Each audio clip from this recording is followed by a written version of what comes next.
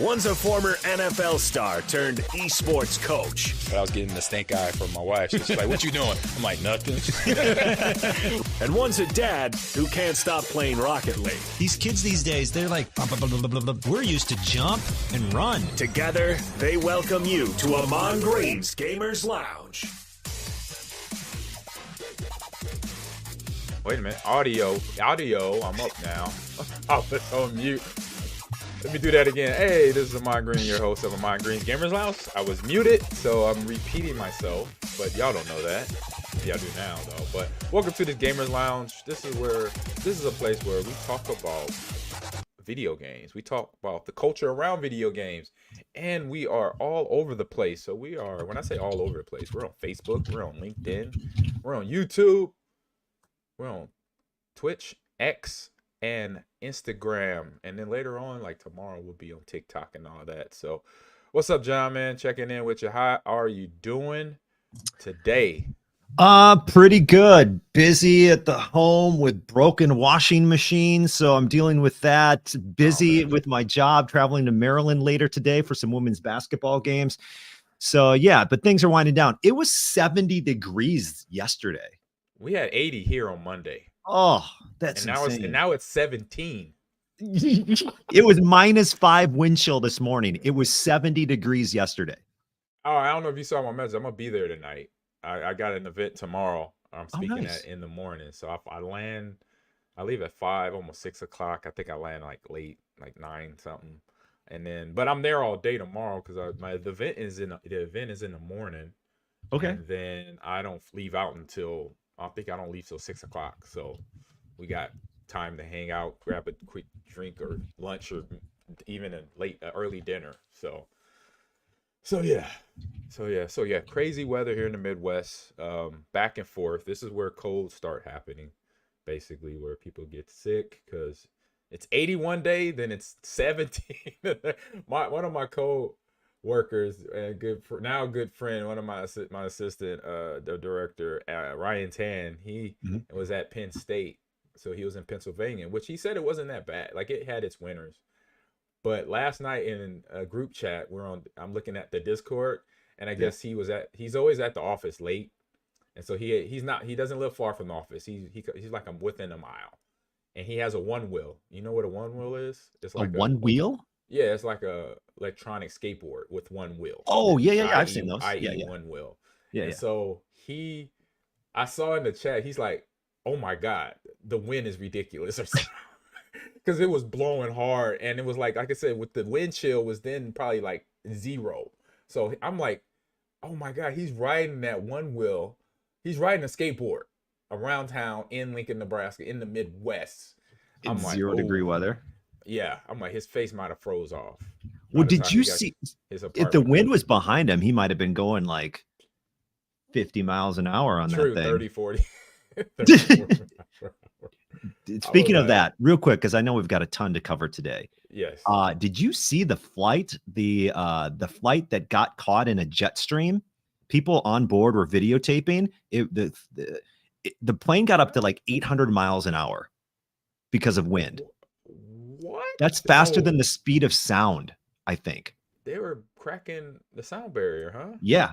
And people, like the whole thing shaking inside because planes they're only supposed to go like 500 miles an hour. Yeah, they got people were like freaking out. Imagine being on that. I would start counting my stars. I was like, hey, this is an unfortunate opportunity that happens when we're on an airplane. Imagine just being on a flight to Houston and you're breaking the sound barrier. The whole plane is shaking. What is really going on here? Oh man. So I also did a few things on the weekend. Fun. I went to Fairfield, Nebraska.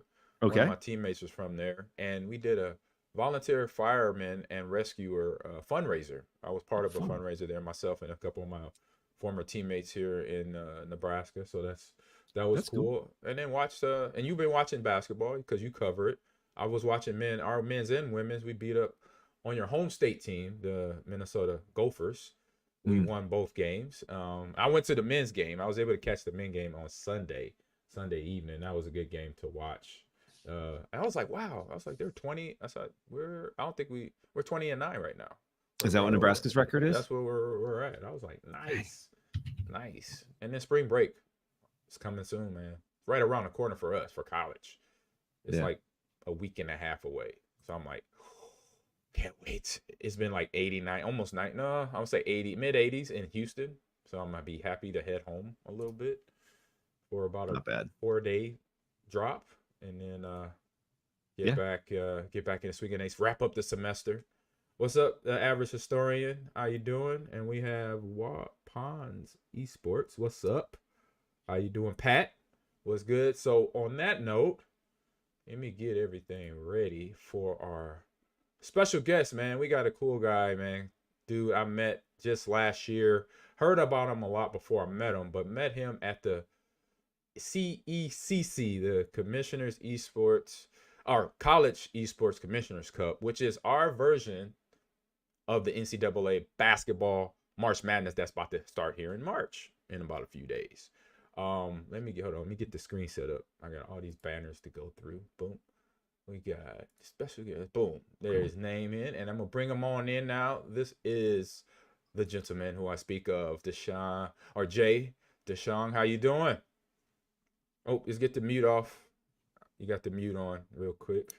I'm always the only guy in esports who cannot get on a Zoom call or any type of call for that matter and have my audio fixed. So it seems like it's me and you, right? Yeah, my audio is always jacked up or something like that. Something is not right. So, and I'm young. I don't have an excuse, you know. I feel like I'm old. I have an excuse, but I don't want to. I don't like excuses, but right. I don't want to use it right now. So, right. So yeah, just as you met John already, and then welcome to the chat as well. We got the average historian, the Bear fan are in the chat. So we did this last week with Tactical Grandma. It worked out well. So second time, and you're part of history here. We're just starting gaming on the Gamers Lounge, which is crazy, right? We've been doing this thing for like 3 years, and like we always talk about video games, and now we're actually get to play them. I'm like, so we just landed at the same spot. We were meeting with our student leadership on Monday, and this is kind of the opposite of what we're saying here now. But we found that gaming at esports events might not be what's successful for our esports events. So it's kind of the opposite, where you guys are finding that gaming is going to be successful, and we're finding that gaming may not be successful for us on our campus for events.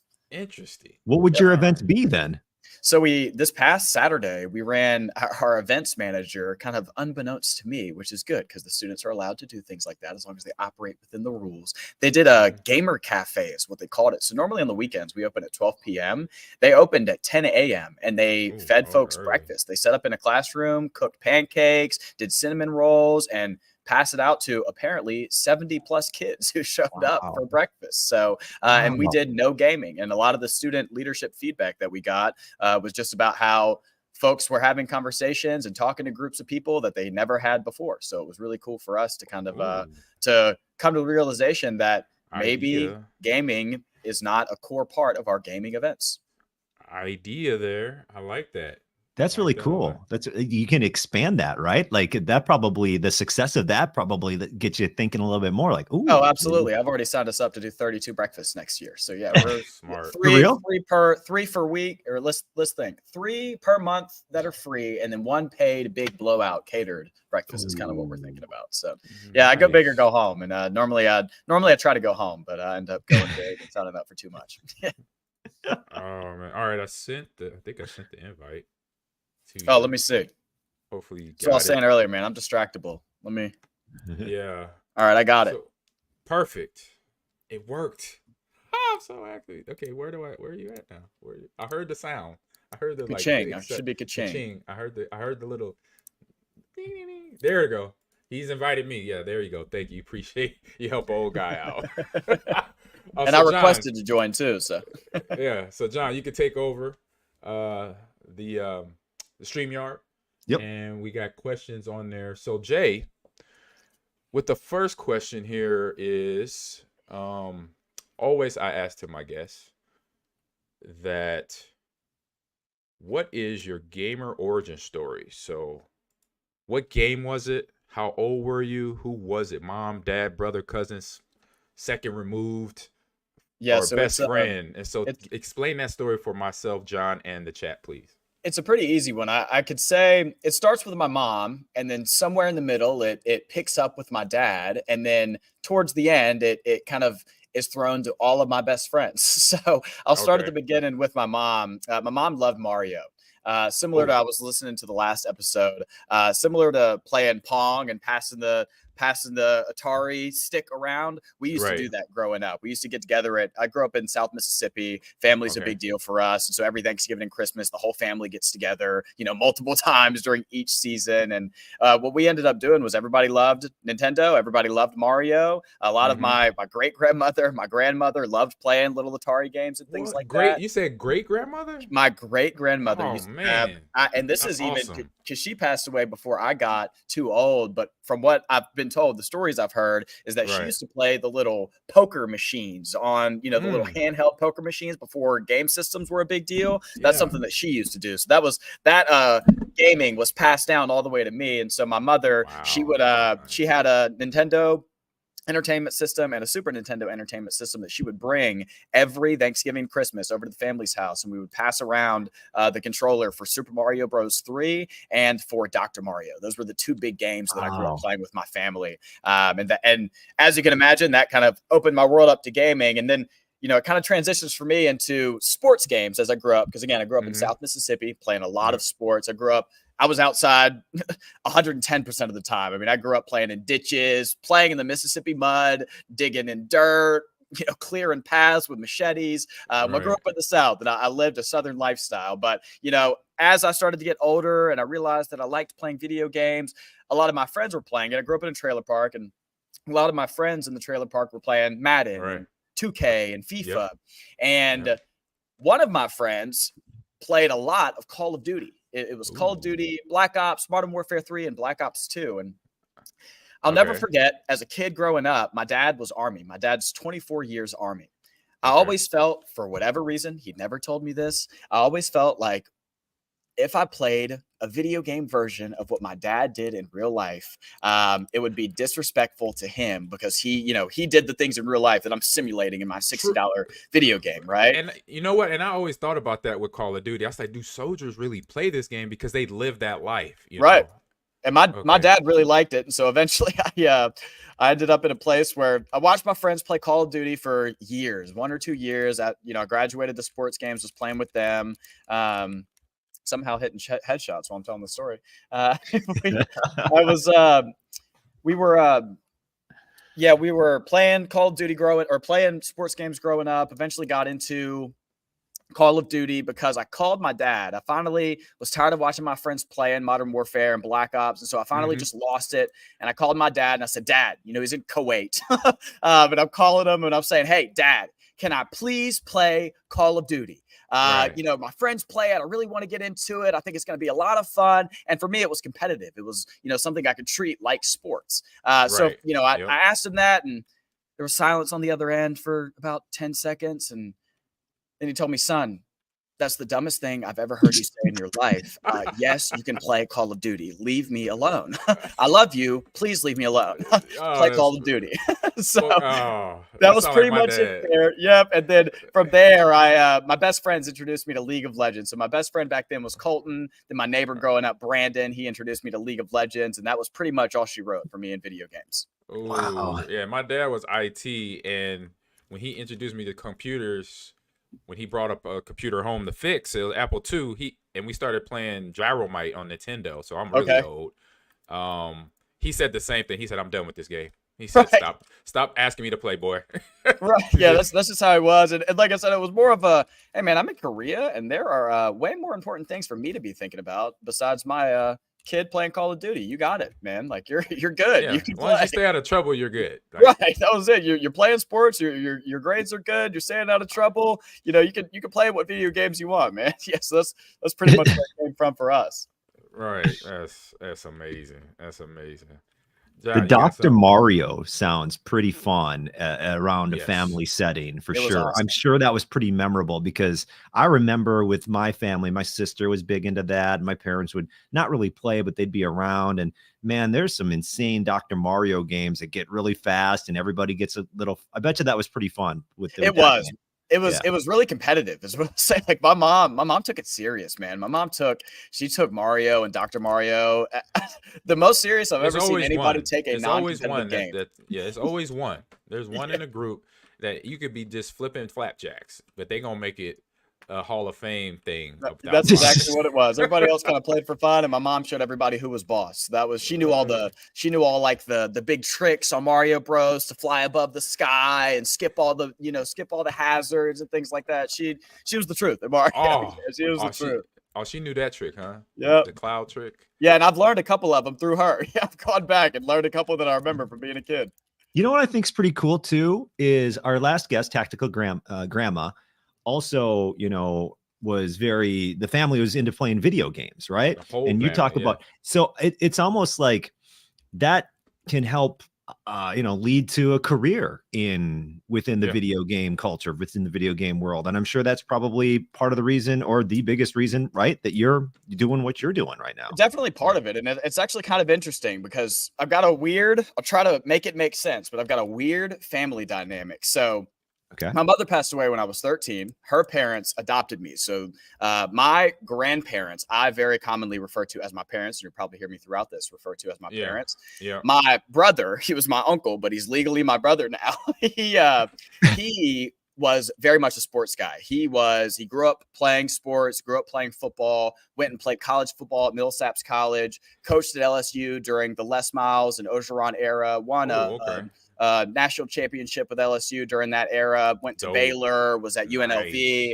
as a coach. Nice bloodline there. Right. So I was kind of planning to follow in his footsteps, and everybody was pretty cool with that. I played baseball, I was maybe it worked out for me as a player. If not, my brother's a coach, I can be a coach. When I got to college, I kind of figured out that that's not exactly the path that I wanted to do. Really, for me, it was towards the end of high school, and I realized senior year, nobody was calling, and it was probably going to be over for me, right? So a lot of people don't realize that, though. It takes a long time. It's interesting that you say that too, because I had to tell my younger brother. I've got a younger brother named Aiden, who it's his senior year. I had to kind of tell him, like, hey man, if LSU didn't call, they're not calling. It's not that you don't find out you're the guy at 18. You find out that you're the guy at 13, 14, 15 if you're going to go play at a place like LSU. So I kind of figured out the same thing because my brother was in the scene. So I kind of started thinking about what was next and went to Mississippi State to pursue computer science and maybe, try to walk on, maybe try to be a punter. My uncle was trying to talk me into being a punter, maybe getting involved with sports in some capacity, but, if not, doing computer science and maybe using my brother to try to figure something out in the realm of sports, right? Very quickly found out, like I said, that when I got to state, that wasn't what I wanted to do. And truth be told, that kind of created a rift between me and my family for a bit, where everything's good now because, success heals all wounds, but at the very beginning, it was actually really hard for my family to understand esports over traditional sports because you got a brother who's over here that just won a national championship, and son, why do you want to drop out to pursue this video game career when you've got a path that you can follow right here to make 6 figures, 25 years old, that explanation is always tough. It's hard. So about what esports is and what we do here. But it took, like I said, success heals all wounds for me and the family as it relates to esports. And as they started to see some of the successes, as I started to make money and wasn't, wasting my time per their view, right? They started to see the value in it. And everything's good now. They love it. They were at the event last year. They were with me when I met Ahman. They were standing right behind me when I met Ahman last year. And your girlfriend there too, right? Yep. Her family supports it. My girlfriend and her family was there because we've known each other since 5th grade. So Sarah and I, that family that was there, I took her to prom homecoming in 9th grade. We dated in 8th grade. We've been best friends since 5th grade. So awesome. The whole family was there, and they should be coming out again this year. I think actually Ahman Ronnie will also be there, the brother that I was speaking about from LSU. So he should be there too. Okay. Yeah, I'll be there. That is the game plan here. So you talked a little bit about sports and being where you're at, or where you're from, sure. Having family going to LSU and coaching. And so between regular, traditional sports, as we call it. So what are similarities growing up for yourself versus being in Mississippi and seeing sports as you saw it versus esports? I think the biggest thing is the things you can gain from it, right? I think a lot of times when I start conversations with people who are, maybe they're in athletics or maybe they have an athletics background or things like that, where their understandings are based on traditional athletics, right? Normally what I tell them is take everything you know about video games and forget it. everything you know about esports and forget it. Now take football and everything you know about college football and replace the sport of football with a video game. And that's what esports is at the college level, right? That's what I'm talking about. There's That's communication. I've said that. There's accountability. There's things that you can, there's uncomfortableness, right? There's growth that you have to go through. There's things that you have to, the bottom line, I would say, I could talk about it all day. The bottom line that I would compare esports and sports to each other for is because you can learn how to be comfortable being uncomfortable in the same ways that you can in traditional sports, right? That's the biggest tool I have in my box right now, is that I learned how to do things that I didn't want to do and do it with a smile on my face, right? I learned how to pay a price for the things that I wanted, right? I learned how to be comfortable being uncomfortable. And I think sports taught me that. And I know, because I'm here doing it right now with students, esports can teach students that as well. So that's kind of how I look at it. And I think the similarities between esports and sports are really as deep as you're willing to go with it, because if you're willing to forget about your understandings and just kind of view it as it is, I think the deeper you go, the more you find that sports and esports are very similar. So would you say then that coaching, there are similarities then to same thing, like between the world of regular sports and the world of esports, is as far as the coaching aspect and how to get the most out of your athletes or players? Is that a lot of similarities there too then? I think so. I mean, I think, I'm a gamer, right? I'm an emotional guy. I will say it first and foremost, right? I'm an emotionally driven guy. Something I'm aware of, because I'm that way, is our students are also a bit that way. And something I recognize, because I'm from South Mississippi, I've been through a couple of things, right? Is a lot of our students come from places, right? You'll hear me oftentimes talk about esports communities on campus being your forgotten about, because I came from Mississippi State, where if you didn't go to the football game, you were forgotten about, Sure.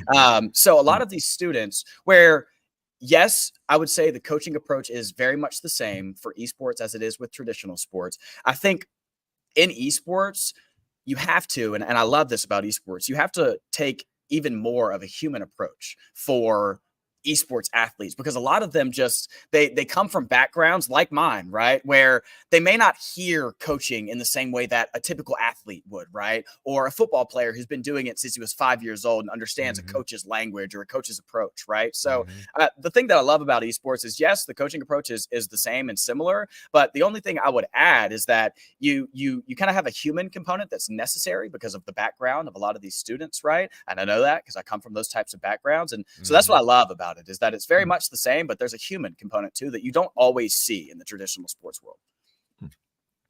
Right. I mean, that when you can relate on that aspect with the students, then you get that buy-in, right? Right. You get that connection that then they'll listen to you, they'll give you their ear, because that's what you're looking for as a coach, because once they give you their ear and the buy-in, then everything after that is kind of downhill from there. It's not everything's not going to be all perfect, but at least we can have conversations when you feel like things are not going well, So. Exactly. We can all be in the boat together is the way we talk about it here. And so, sometimes we joke we can all be in the ark together because we're at GCU. So we can all be in the ark together. And that's kind of how we look at it, as long as we kind of have the same vision in mind. And, I think, you spoke to it a second ago. I think one of my biggest proponents being in this position is my age. I think, a lot of times gamers have preconceived notions about people over the age of 25, So I think, when I first got here, being 22 years old, and telling a lot of students that, hey, school didn't work out for me, that was relatable to a lot of them, made them kind of want to listen to me, So we talk a lot about how that might change over time, but I think for now, one of the biggest tools that I have in my box is my ability to relate to students even in age. Yeah, you got to do that. And me being, where I'm a little older, so I got to really, do a lot of conversating and let them know. And then actually sometimes show them, like, look, I play video games. I like them. And this is why I like them, because I like the process where you got to get better. That was the same process with what y'all might remember, or maybe your mom and dad told you about me, playing football, that I did the same thing to get better. I had to go to practice every day. I had to go to weight room, hit the weight room, things like that, to then relate to them getting better at playing Valorant, playing Call of Duty, whatever those tasks are, and that process they did to get there too. to be very. And I was going to say, I heard plenty of people talking about you growing up, Ahman. I'm from Mississippi. There was all kinds of folks talking about the Packers and you and Favre. You know, I think if you remember the us meeting for the first time, I'm embarrassed to say that I didn't recognize you at first. It's all good. It was Sarah's dad, Sarah's stepdad, that had to recognize you because of the relationship with Brett Favre. So, like I said, I've heard plenty about it growing up, and I agree that I think a lot of the things that you can, again, I mean, a lot of things that you can learn from traditional sports can be applied to and learned in esports as well. 100%. So what is something you wish you knew year one of being an esports director or the director of esports? You know, the biggest piece of advice I actually got from Sergio Brack is, and I'll say it's not something I wish. My man. Sergio Brack, yes. It's not something I would say I wish I had known, because I got the advice from Sergio. Because when I got the job here, I called a lot of my friends that I could trust, and Sergio was one of them. This is the advice I would share to other directors starting, or even esports coaches starting, is recruiting is not always 100% in your control, right? There are a ton of factors that go into a student making a decision on where they want to spend their academic career, right? It's not just about the esports program. It's not just about their proximity to home. It's not just about the program offerings at a university. It's not just about the student life on campus, right? There's so many different things. Sometimes it's the parents' opinion. Sometimes it's dollars, right? Sometimes it's a mixture of all the things that I just mentioned. So I think something that a big piece that I'm grateful that Sergio told me was understanding that recruits, no matter what, will not always be 100% in your control. And that's something that's helped me kind of keep my head straight sometimes, because it's easy to get frustrated over, a kid that you're excited about or a recruit that you're really hoping to land and things like that. So I would say that's a big piece of advice I was grateful for. And I'm grateful to have learned it the easy way and not the hard way. Yeah, that's important, because a lot of kids come in and you don't know, you're learning somebody new, a new personality, a new character on the roster, basically. And then you got to get to know them, and you got to get them to know you. They got to get to know you. You got all that going on. So as a coach, what do you like about, because you talked about it, I could tell from the way you're answering these questions, what do you like about creating more leaders for generations coming? It's a little selfish, if I'm being honest. We talk about it a lot with the team, and by the team I mean the entire program, because we're almost 100 deep at this point between all of our different scholarship players and the students that we pay. Really, for me, it's about the reason why I focus on creating leaders is because I don't think there's a lot of people out there focused on that, right? I think I hate to fall into the, generations being coddled and generations being there's a word that I guess feeling deserving of the things that privileged, privileged, exactly. Yes. Yeah, I hate entitled is the word that they say a lot about young people. I hate to use that because I'm young, right? But I do think that for whatever reason, we could talk about it all day. For whatever reason, it seems like there are a lot of students who don't understand that there is work and there is accountability, and to be somebody, you have to do things the right way, right? It's not always about what you want and when you want it and how you want to get it. Sometimes there are other people involved, and sometimes you have to make sacrifices to reach your goals, right? Sometimes you have to be comfortable being uncomfortable, right? Yep. So I think for me, the biggest reason why I focus on developing leaders and why I enjoy it so much is because I don't feel like there's a lot of people in this world, and especially in this country, out there focusing on developing young leaders. Beautiful. Couldn't say it better myself. Oh no, get the guard down. I was going to say, I am doing really good in this lobby. I'm up here at the top. I'm doing good. There we go. I got a snipe off. Yeah, I'm doing. Oh, man. But no, that's how I say set it up in your head. Right. But sometimes it doesn't go the way you plan, as a coach. When you start. And I'll even add. Right. I'll even add, too, that, I think one of the big reasons I say that, past just noticing how students are, like from being here and being on the ground, it's also because nobody called me and said, "Hey, Jay, let me help you develop as a leader." It was one of those things I kind of had to figure it out and find people on my own, So I think it's just not only is it from my experience or from my view, it's also from my experience as a young leader that doesn't seem like there's a lot of folks out there trying to help, So no, the world it's desolate and tough. It's kind of like some of these video games we play. Like Borderlands, Borderlands 3. We got a comment from Mad Style that says the concept of working for it is becoming foreign for a lot of young folks. Do you feel that's true? Kind of like what you were just talking about, or do you feel like maybe that's always been true for young people, just needing to learn how to do things? Like, I think it's matter the gotten time period? worse. I think it's Okay. gotten worse because of the internet, right? I think a lot of these sentences we can end with because of the internet, right? Even my boss and I were talking about it yesterday morning. Yeah, It used to be Ahman when you were in the NFL, right? You were Yeah. ethereal. You being in the NFL was an ethereal thing. Everybody wanted to talk to you and know who you were and know how you got there because there was only 32 of you in the NFL, right? Nobody knew how you got there. But now we're in a world where Cam Newton's got a podcast and you can see what he does on Monday, Tuesday, Wednesday, Thursday, all the way through to Sunday. Even you can see even what he does in his spare time, and with all the news going on this week, right? So it's one of those things where I think the big ethereal successes have become less ethereal because you can watch them now, right? Everybody's an influencer, everybody's a content creator. It's a lot more convenient to get a hold of the superstar. And it seems a lot easier, I think, to a lot of people because of what they see on the internet. Oh, well, Cam Newton just has been streaming for 6 months. And now he has 700,000 subscribers. I can do that. And they forget that Cam Newton played football for 25 years and was one of the best players in every space that he existed in, right? So there was 30 years of work that went into even having a platform to be considered one of the best for podcasting or football or what have you, right? So I think a lot of people do lose sight of it. And I think it's largely because of just the world that the internet paints for a lot of young people. Right. Yeah, like you got to see the actual work that has been done. You don't actually. I'll say you haven't seen that actual work because they got all the followers there, and you think it's it's easier. It's easier said than done, as they say. Right. Easier said than done. So right. And I think the big reason why, and again, kind of one of the reasons why the students can relate to me and don't always just get upset at me kind of being a dad about it sometimes, is really just because that's where I come from, right? When I was at Mississippi State, I'll never forget, Soylent was one of our big partners when we were a TESPA chapter. And it was my first event that I ever ran at Mississippi State as the president.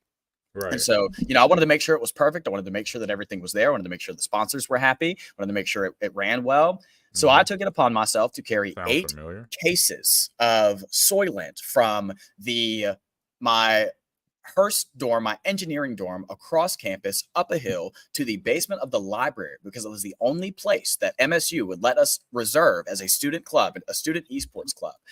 On my 8th box, I was carrying they were the heaviest things I weighed. I was 120 pounds soaking wet in college. I still am. Carrying these boxes across campus. By the 8th box, I'm strained. I'm tired. I broke down crying because I just couldn't walk any further. Called my vice president, Jock, I'm so sorry. Please come get this box. I can't do this anymore. Please come help. And moments like that remind me of the work that we all had to put in to get things that we wanted, right? It wasn't, let's bring the Soylent boxes or somebody's going to bring them over for us. No, we literally blood, sweat, and tears went into events like that. And people don't realize that that's the type of work that goes into even small events like that. And even something else I can speak to, because a lot of folks in our facility don't know a ton about it. We did our NASCAR Gamer Garage event this year that was one of my questions, but there you go. We did it over at the Phoenix Raceway. And something that a lot of people don't know is I stayed Friday and Saturday night, Thursday, Friday, and Saturday night. I stayed there until 3 o'clock in the morning. Everybody left at 11 p.m. I stayed there until 3 o'clock in the morning every single day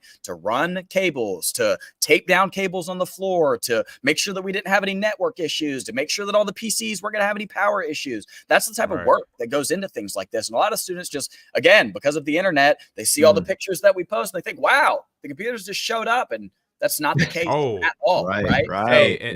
Hey, man, you're hitting the nerve of things that as directors and coaches, parents, leaders, managers, department heads go through on a daily basis, bro. Like you talking about walking up them stairs. I mean, I could feel your pain. I could feel the like you internally it's disappointment, like cause you just think everybody hates you right now, because you just made this big mistake. I feel you, bro. I hear you. I see you. I understand you because I've been there and done that. I'll say not at this job, but other jobs. And I say every now and then my mindset goes there because it is a lot of weight on our shoulders, right? Like I'm in a position right now. You got a facility. I don't. I'm talking to chancellors. I'm talking to athletic directors. I'm talking to sponsors. I've been talking to for a year. Myself and Sherry Vale are dean of students at the College of Journalism and Mass Communication. We both have, and other student presidents of the club have been in these conversations, and we like, can we get some help? We want to build a facility. We got a space. Or we gonna find, or we might have to figure this thing out and just do it on our own, and we'll work all the other stuff out later. But that job of getting things done, you know, like I don't make, like I was telling John, and he knows me well, I don't make excuses for anything. Right. You know, I go out there and, hey, if I can't get it done, I'm gonna eventually figure it out, or I'm gonna find somebody who else can do it or that can help me. No excuses. I'm not gonna complain about it. You might not know I'm upset. You might not know I'm stressed out because I mask it well, which is not good. Which is not good. But I know my role. My role is director of esports, head coach to help these players. I got 1,000 club members. I got 100 varsity and JV players that are dependent on myself and Coach Ryan Tan to get a facility open here as soon as possible.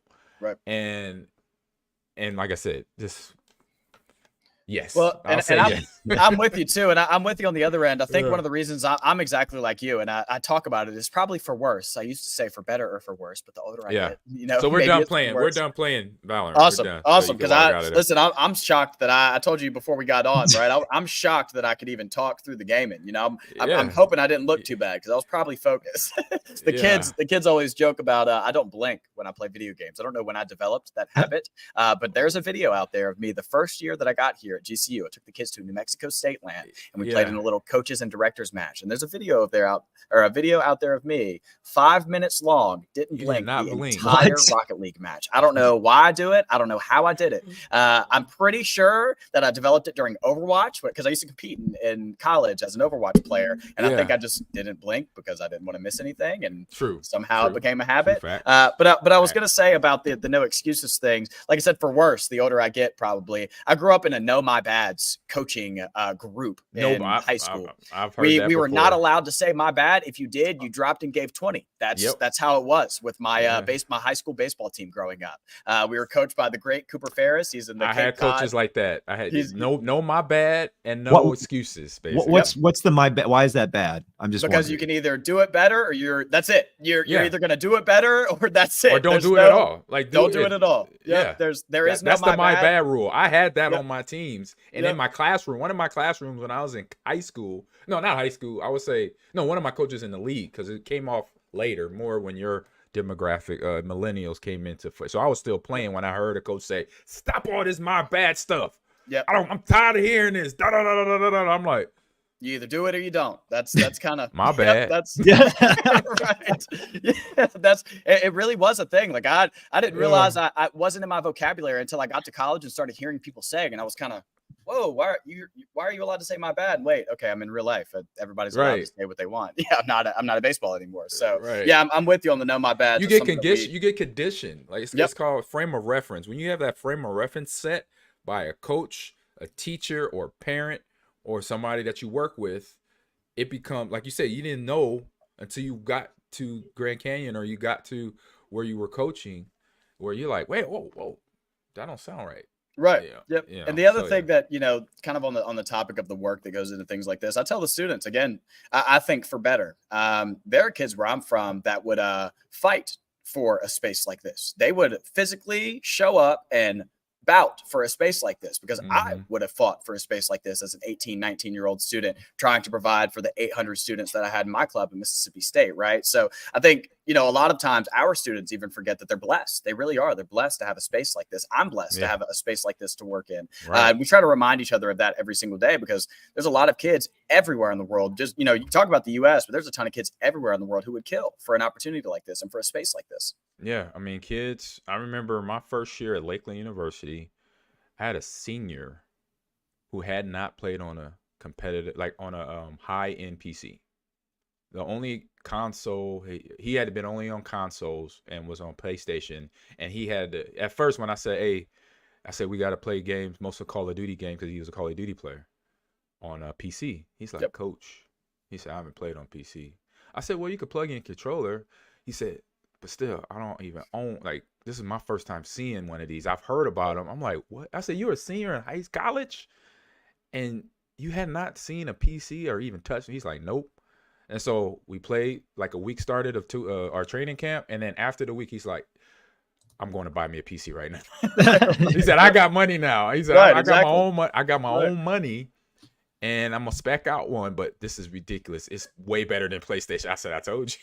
So, yeah, we deal with that a lot with our students. We get a lot of kids in here. Wow, I've never seen a keyboard like this, or never seen a space like this, or never met people like you all. So that's, again, we try to remind our students that we're lucky to have a place, a space like this. Yeah. So, all right, switch gears a little bit. Something that you mentioned that we met.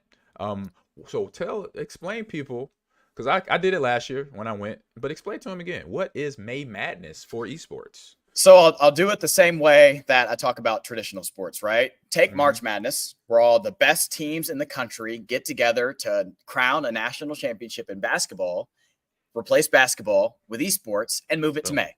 That's what CECC is, right? May Madness is just the top colleges in the US and Canada, I believe. They show Canada up to too. compete in 4 different titles in Arlington this year, where national champions will be named after playing from August to April. So May Madness is esports' version of March Madness. Boom. And then to add to that, me being a Big Ten, we created the BEC. I don't know if you got caught wind of the BEC, the Big Esports Conference. So our teams are having our LAN event in where Sergio, I'm not sure, Maryland should be there. So Sergio is part of the Big Ten. Nice. With Maryland. And long story short of it, it's in Columbus. Whoever wins there will get a bid to May Madness in Arlington, Texas. So I was super excited about my players having an opportunity with Well, Smash, you're actually, Overwatches, and Rocket League and Valorant. You're doing the same exact thing we're doing then, because we started a thing called the Western Cactus League, where we're doing exactly the same thing. So we're inviting. I was just about to ask you about that next. On March 9th and 10th and March 16th and 17th, we're playing against Arizona State, University of Arizona, and Northern Arizona in Overwatch, Valorant, Rocket League, and Super Smash Bros. Ultimate. The champions of each of those titles will not only be the Western Cactus League champion, but they will also get a bye into the May Madness tournament. So the idea for us is to create and add to the ecosystem, create a competitive ecosystem in Arizona and in the Southwest, and add to the national ecosystem with Esports U. Got it. Yep. It's important because I remember seeing my first few years at Lakeland. I was like, there's no clear-cut champion. Like, we had Naystar League, we had NECC, we had ECAC, we had Play Versus. I'm like, who's the champion here? Right. I'm like, just imagine. Who's really the national champion, right? Just imagine. I mean, we already had issue. We already know with college football, right? They finally getting it right after about 40 years. with and they just now adding 12 teams, so that's a whole nother saga of its own. So just imagine if this was the case with. It would be bad. It's not. That's what I'll say. I'm glad it's not. Yeah, I'm glad it's not. I hope one day we start to get a little bit more formalized with the competitive stuff. It's not even starting to. It's at a point, and it's been at this point for a while, I would say since the beginning, where a lot of people, when they try to look at it, they get confused because why is everybody naming a national champion, right? Why are there 8 leagues and each of them playing their own set of games? Some overlap, some don't, and everybody's calling themselves a national champion. So I think it's something that I hope that will continue to help, and it's why we try to steer away from creating new opportunities and just adding to the opportunities that exist. Very true, very true. So how long you got, Jay?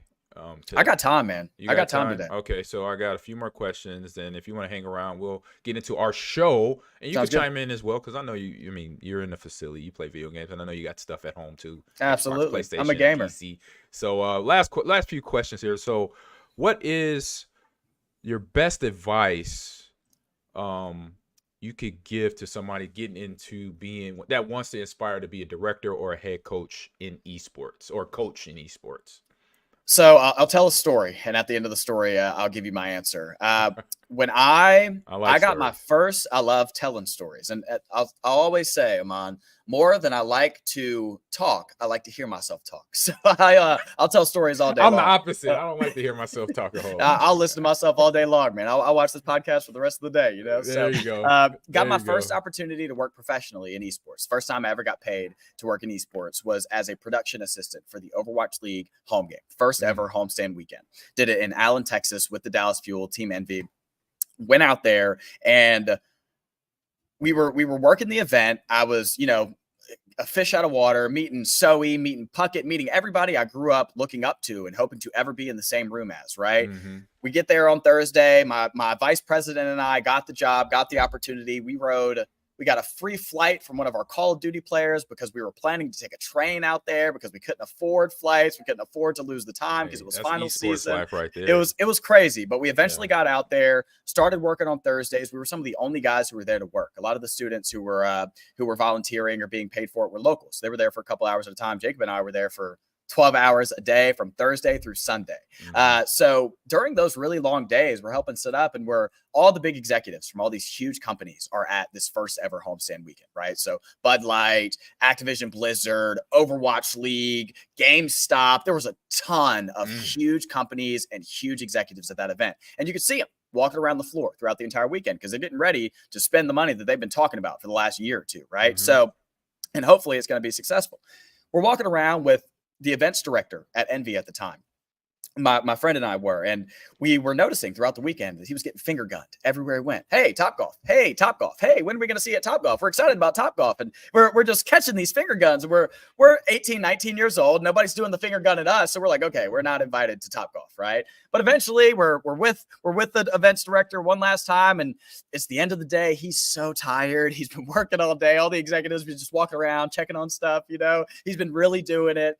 And he gets finger gunned one last time. And I could just tell I felt like he caught that one because he slumped him. And so, we noticed that. So we finally just asked him, hey, what's going on at Topgolf? And also, can we help? Because that seemed like it just stressed you out, what's going on? And so, it's like, oh, it's just an executive event. All the big, all the folks who are paying for it are basically going to have a mixer at the, are going to have a mixer. Love you, Dad.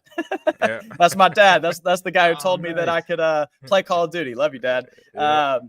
Yeah. So we asked Justin, could we help? Can we be involved? Because we'd love to be there. Also, if everybody who's important is going to be there, we'd love to be there. But, can we work? We'll pretend to work as long as you let us come, No, don't worry about it. No big deal. Just go home. You guys have been here for long enough. I'll talk to you tomorrow. Cool. No big deal. We go get our T-shirts. This is the last day before the weekend starts. We get in our cars and we're getting ready. We had just met Puckett, we just met Zoe, just met all the people we grew up looking up to, right? So we're fangirling. We get in the car, we leave. I start calling my nana, I start calling my girlfriend, I start calling my friends. I just met Puckett, I just met Zoe, I just did this, I just did that. And as we're making all these calls and fangirling to all these people, we get a phone call from an unknown number in Texas. And we're obviously, we look at each other. We're from Mississippi, so we're kind of like, oh, we're not going to answer that, right? Jacob's on the phone with his mom. I'm on the phone with my girlfriend. Look at each other. We're like, we're not going to answer. Then we look at each other again. We're like, wait, we're in Texas working for Envy. We should probably answer that, right? We answer the phone, and it's the events director. And he throws out, he's like, hey, we need some people to hand out tickets at the Topgolf event tonight. Would you guys want to come? So we get to go. And Jacob and I got to wristband every important person who was there that weekend, all the players, all the staff, all the executives for all the things. So I met a lot of people, right? As a young 18, 19-year-old student. Exactly. As a young 18, 19-year-old student at working in my first ever opportunity in esports.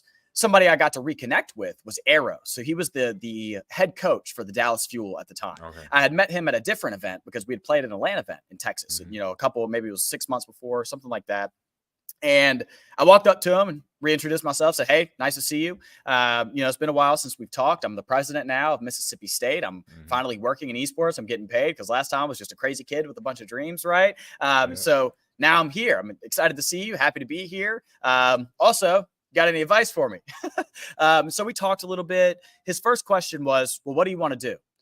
And I vomited as many words as I could get out. I want to be a caster. I want to be a director. I want to be a coach. I want to be an influencer. I want to be this. I want to be that. I want to be everything all at once, all the time, as soon as I leave college at 20. And so he kind of slowed me down. It's like, hey, kid, listen, I don't want to hurt your feelings. I don't want to ruin your dreams, right? But you need to pick one. You need to slow down and you need to pick one.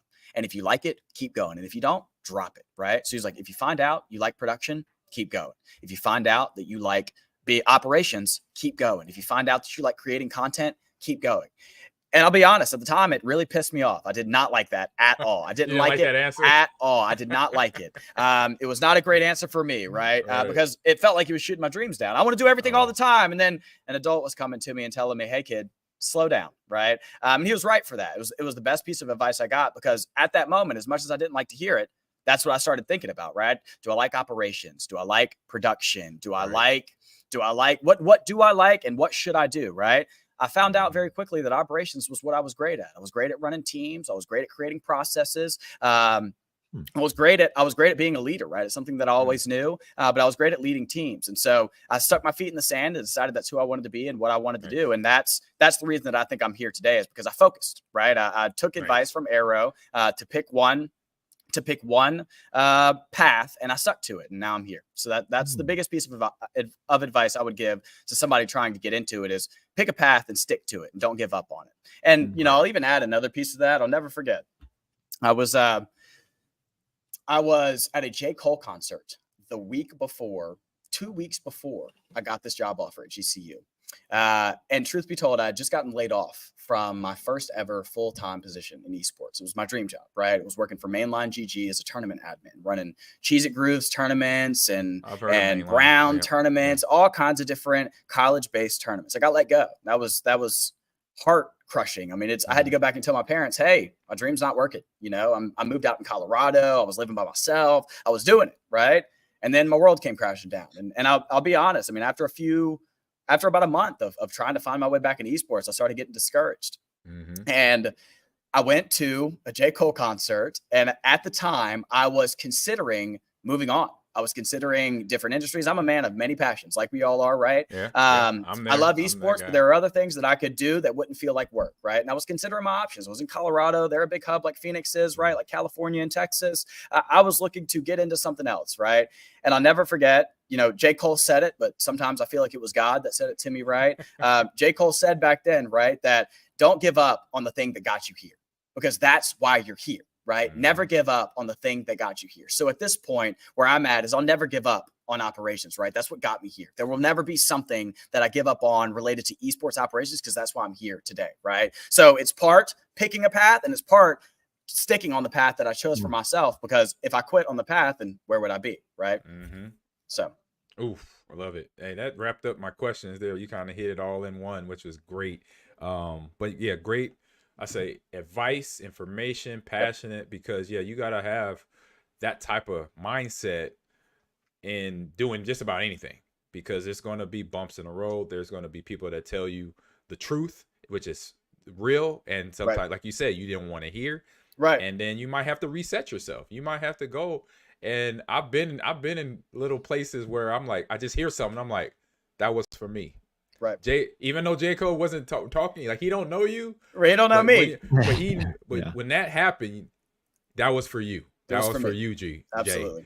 Yep. And to get that and then use that information in a way that it was going to propel you to where you're at right now. So that is awesome, man. So thank you. So we about to continue on in what we do here on the Gamers Lounge here. We talk about a lot of fun stuff. And so the fun things we got coming up, since you like football because you're from the South, because I know football is all over the South. I've fallen out of it a bit, but I still keep up. So I'll try to stay up. So I got my man John starting us off here with a big story because you know that college football game, that one we used to play about 10 years ago, is back. It's back. But they got NIL now. You know? Right. Yeah. So John, go ahead, buddy. Yeah. So obviously we had last week the story about the summer release. Don't have the exact date. NCAA football, the latest edition. And now we've kind of learned, and a while ago too, there was rumors. Hold up, John. Sorry to interrupt. I got to do the intro.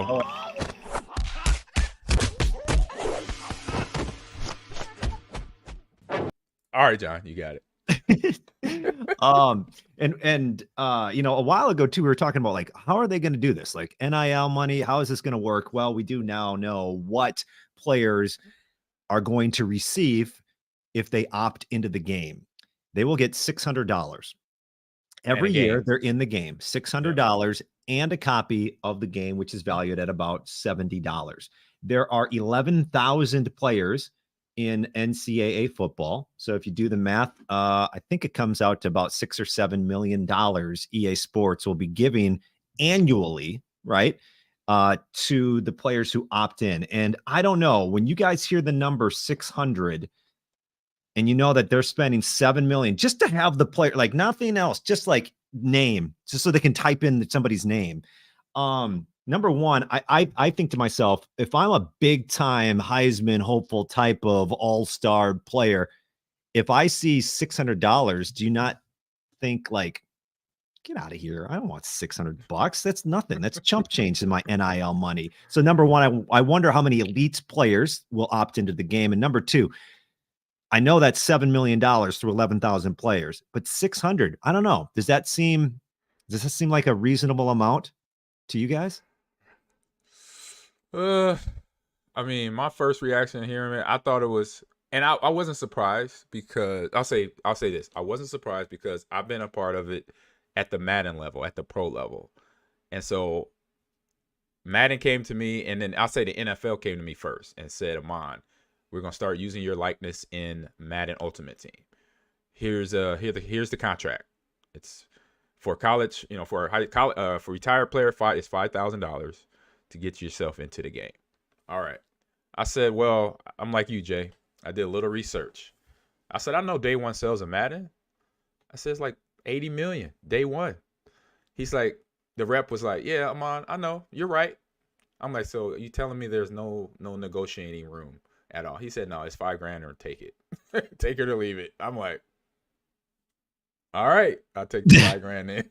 Yeah, and so, that's, I kind of feel, well, on that note, it's interesting to me because, I mean, you were talking about high ticket athletes. I'm pretty sure the first one that committed was the guy over at Colorado. What's his name? Travis Hunter. Yeah, Travis Hunter. Oh, He was okay. DB. He was the first. Yeah, he was the first player to commit to the NCAA 25. So NCAA Football 25. So I think we're going to continue to see. There.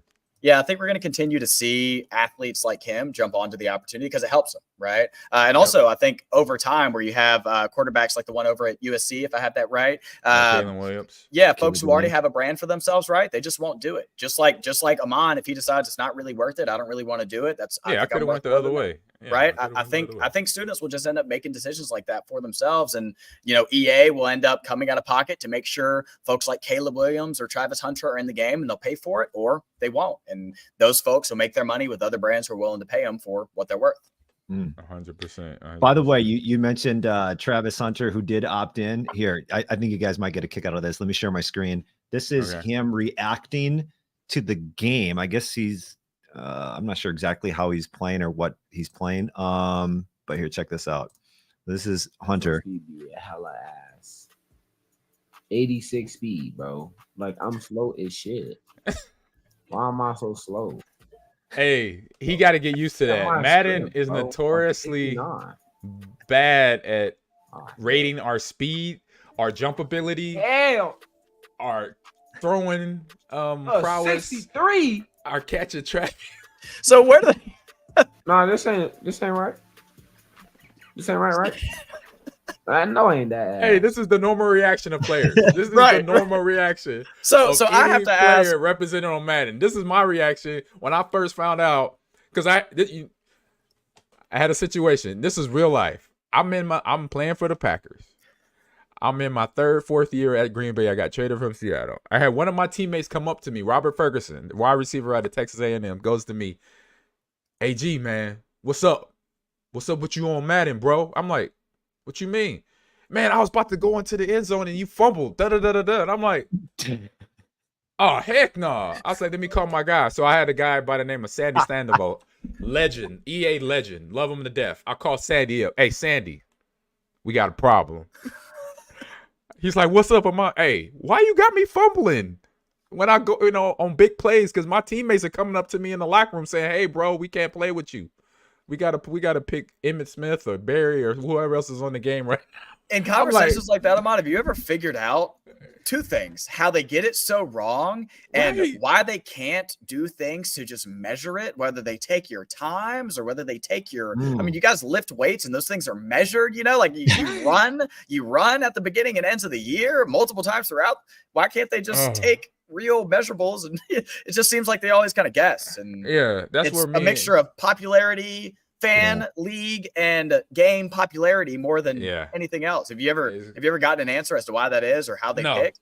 No, I will one day. Right, I'll one be day. working with him. I was just there for Super Bowl and Pro Bowl, so I'm gonna run across. I got a guy there too. I got a good friend who works with him, and we talk a lot. So I will ask him that. Well, so maybe you can get the Ultimate Team stats up. We gotta do do bump something that up. Because I was like Travis, like on the speed, like especially when I was playing, I ran a 4.1. Okay, I ran a 4.1 40. And I should be anything. The lowest I should be is a 97 speed. Right, A 97. Right. And I was even gonna go as low as 90. I feel like 90 Right. plus is okay. Yeah. Right. Anything over 90, I have to I ran a 4.1740 at my pro day. Yeah. Even though it was Why 30, not- almost why not 30 use years that? ago. Right. Who's that? I'm like, you got me at like 86. Nah. I'm with Travis on that. Like, bro. And so what we do every year, Jay, you can catch the podcast when Madden comes out, we do the reaction videos of that same reaction from players like Hunter, from the NFL team guys that are playing for whoever, the Chargers, the Raiders, the Saints, whoever. And it's the same reaction. They're like, I was bro. gonna say, I was like, don't bring up the Aints, man. We're not doing good right now. It's the same reaction from everybody. Like, really? They really think I'm this bad? They're like, oh my God. I can't catch in traffic. I can't run block. I can't find out a lot about yourself through some developers, right? Like, and, man, I've got a friend over there who works. He works on Madden over at EA. Maybe we should get connected and maybe we should figure this thing out, Ahman. We need to fix this stat problem with NFL. It's interesting. It's a. I say that's some research we could do. Right? Yeah. A research project. We need to start a study. Yeah. To help there's EA. going to be the study right there, help EA out, so we can not have these conversations and have players not upset at EA. That's even the though they're goal. upset, they still play the game. Right. And that's are we talking about Call of Duty players or Madden players? Exactly. Yeah, Call of Duty they'll go to Apex real quick. Right. Like, Yep. And that's something that's changing. Yep. Right. Yeah. Changing. War what? Warzone? What? Yeah. Well, I feel like I play Apex in a while. You know? Yep. All right. So here's my story here. It's the one that hits home because this is stuff we deal with, right? Being coaches and directors. So new study shows that kids are bullied for not spending money in free-to-play games. And, like, this has been around a long time. I experienced this, Jay John, when my great-nephew, he asked me to play Fortnite. And at the time, he's 14. He's probably, like, 11. 11-year-old says, we're playing. So we started playing Fortnite. And he made an observation. He says, Uncle, oh, you got the default on. You're running with the default. And I'm like, default? Like, what are you talking about? I say, I know what default means, but how are you referencing your outfit, the skin you're in? You're going with what the game gave you. I'm like, okay. I'm like, but I'm still a good shot, right? It doesn't help me shoot better. He said, yeah, you're right. But people figure that you're not good because you still got that old skins on. I'm like, oh my God. So when I read this article, that's the first story that popped in my head because him at 11 is already understanding the space he lived in, knowing that, okay, when I play this game, I got to make sure I got a skin that represents my skill level. And if I don't, people are going to think I'm trash, dog water, or whatever they call, kids today, or people call each other online, which I think it's still dog water. Yeah. Yeah, I heard dog water a lot and trash. I'm like, wow. And then Notorious says, laughing out loud, we got default skins. The skins just hit different. Val skins pay to win. Yeah. So I'll say before we get into it, I agree. Before we jump into the bullying part of it, I agree with you, Afro. 100%. I have the jet knife on Valorant. I have the butterfly knife on Valorant. I've got the Araxis Vandal. Does it help you play better? Absolutely. Okay, no. it does. The answer's no. In reality, it makes me feel like I play better. And that's actually where I was going to go with that. And I think it's the same exact thing that we saw kind of going back to the traditional sports and esports things, right? Mm-hmm. It's the same. This is the same thing to me as Little League or middle school ball or high school ball, right? The school or the league would provide equipment, they would provide things, and typically the guys who could afford to get things kind of poked fun at the kids who couldn't, right? And that's the way that I see this thing too, right? You got kids who go out and spend $500 before the season starts on Nike and Under Armour and all the nice stuff, right? And then you got new helmet, new shoulder pads, right? Then you got people who come in with the A4 and the Badger stuff, and whose parents said, "Hey, you just need what you need," right? Yeah. The pro wings. I was a pro. Like I was in a generation. It was shoes called Pro Wings. Okay, I got you. That imitated Nikes and Adidas and Reebok. And they're all, and you know got how it talked goes. about. Yeah. You know, Russell, when I was a kid was the Walmart brand, you know, and now everybody wants to wear Russell, you know. So same with Champion. Champion was the Walmart brand, and now everybody's wearing Champion, you know. So it's I think it's the same thing as it was before, which is, you know, kids can be ugly, and you know, when some kids have things that others don't, they tend to kind of poke fun because they see them as less than. And real quick, you mentioned the Valorant skin. Like, does it get back to look good, play good? You know what I mean? Like, yes. You know, you're looking good. You're feeling like you can hit every 3-pointer on like the $1 million. Yeah, absolutely. In the video game world, right? I remember being a kid before Dion started coining it, saying to my parents at like 10 years old before I went out to a little league baseball game. My papa used to hate it. He hated that I wanted to look good to play, right? He's from he's a Southern sports guy, right? Go to the game, just play the damn game, right? That was the idea. But I was extracurricular activities, right? And I told him one time, if I look good, I feel good, and if I feel good, I play good. And now I've added. I remember when I was younger, I said that to my nana, and she turned around, she said, "What did you just say?